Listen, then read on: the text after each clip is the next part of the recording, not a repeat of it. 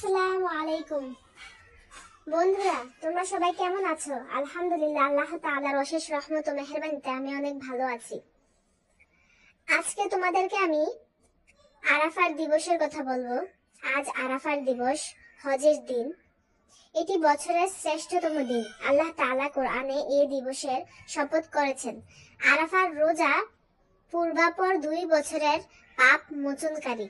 আরাফার দিবসের দোয়া হলো শ্রেষ্ঠ দোয়া। তা আমরা সবাই চেষ্টা করব যে আরাফার দিনে যে আমলগুলো সে আমলগুলো করার চেষ্টা করব। এদিনে এত বেশি সংখ্যক বান্দা বান্দিকে আল্লাহ তাআলা জাহান্নামের আগুন থেকে মুক্তি ঘোষণা দেন, যা বছরের অন্য কোনো দিন দেন না।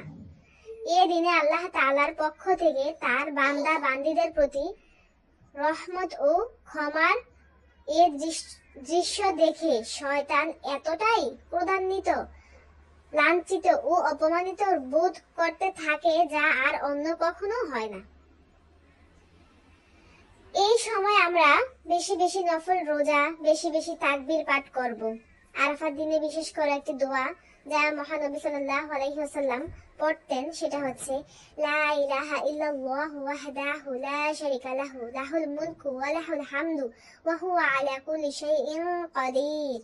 আমরা চেষ্টা করব এই দোয়াটা পড়ার জন্য, এবং কি আমরা নফল সিয়াম পালনের চেষ্টা করব, নিজেও আমলের চেষ্টা করব এবং অন্যকেও আমলের জন্য উৎসাহিত করব। তো আশা করি সবাই চেষ্টা করবেন। আমরা বেশি বেশি দোয়া পড়ব এবং নামাজ শেষে আমরা পড়ব আল্লাহু আকবার, আল্লাহু আকবার, লা ইলাহা ইল্লাল্লাহ, আল্লাহু আকবার, আল্লাহু আকবার, ওয়া লিল্লাহিল হামদ।